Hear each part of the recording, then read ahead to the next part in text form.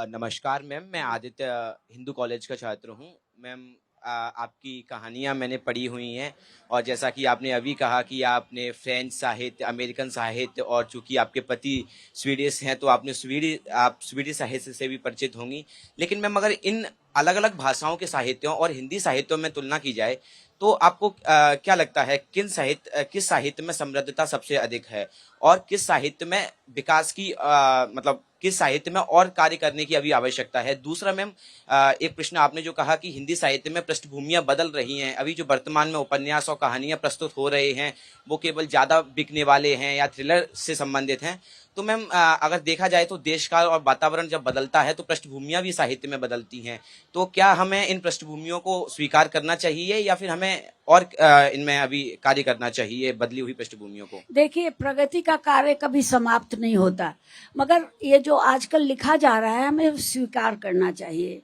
और रहा स्वीडिश साहित्य या दूसरे देशों का साहित्य, तो हम जिस संक्रांति काल से गुजर रहे हैं, जो हमारी यंग लड़कियां हैं वो अपना स्थान ढूंढ रही हैं, वो सब उन देशों में बहुत पहले हो चुका है। वो स्वीडन वगैरह में बहुत पहले हो चुका है, इसलिए वहाँ के साहित्य में इस तरह की स्ट्रगल नहीं है। वहाँ का साहित्य जो है अब वो अंतर्मुखी हो गया है। वहाँ पर लोग अपने बारे में लिख रहे हैं, अपने जीवन के बारे में लिख रहे हैं, क्योंकि समाज में तो सभी चीज़ें उपलब्ध हो गई हैं उनको। शिक्षा उपलब्ध है, बच्चों की परवरिश, पैटर्निटी लीव, मैटर्निटी लीव, इसलिए जो मानव मन की गुत्थियां हैं वो उसके बारे में लिख रहे हैं। जैसे नॉर्वेजियन लेखक हैं, उन्होंने कई किताबें लिखी हैं। तो ये अंतर्मुखीपन तो स्कैंडिनेवियन साहित्य में हमेशा रहा और वही चल रहा है, जो पुस्तकें मैंने पढ़ी हैं। नमस्कार मैडम। नमस्कार। मेरा नाम आशीष रस्तोगी है।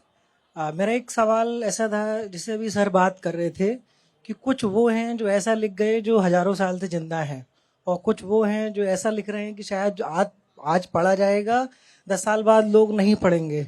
मेरा सवाल ऐसा था कि हर किसी का एक छोटा सा संसार क्यों है? साहित्य में कहूँ तो एक छोटे से इकोसिस्टम में क्यों बंधा हुआ नहीं है? वो एक साधारण जनमानस का विषय क्यों नहीं है?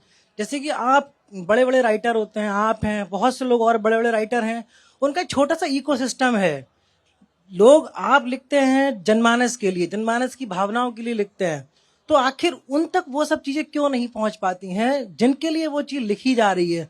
जैसे मंटो साहेब ने कभी कहा था कि जो जैसा है आप वैसा लिख दो, उसको क्यों हम साहित्य की कसौटियों पे कसें? हाँ। उसको लोक भाषा में क्यों नहीं हो सकता, और वो हर किसी तक क्यों नहीं पहुंच सकती चीज? ये मेरा सवाल था।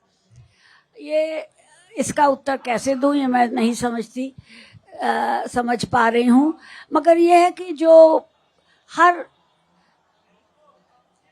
कलाकार होता है या साहित्यकार होता है, वो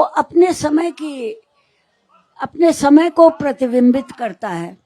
तो आजकल का जो साहित्य है उसमें आजकल की जो संघर्ष है, जो युवा लोगों में मोह भंग है, जो स्त्रियों में एक परिवार को छोड़कर आगे बढ़ने की ललक है, हमारा समाज अभी उन्हीं चरणों में जा रहा है। अब वाल्मीकि को लोग क्यों पढ़ते हैं या कबीर को लोग क्यों पढ़ते हैं? आजकल पढ़े जा रहे हैं। बहुत बहुत सदियां थी जबकि इनको कोई नहीं पढ़ता था।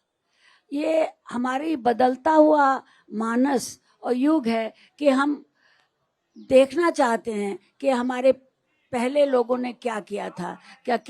और आजकल की जो एक धारा है, वो सूफी धारा जो है, वो उससे बहुत शिक्षा लेती है उसमें, क्योंकि वो हमको जो पुराना साहित्य है, जो ये लोग लिख गए, साहित्य के लिखे, जो अपना उद्गार लिखा, उन्हें कोई नहीं था कि कोई पढ़ रहा है कि नहीं पढ़ रहा है।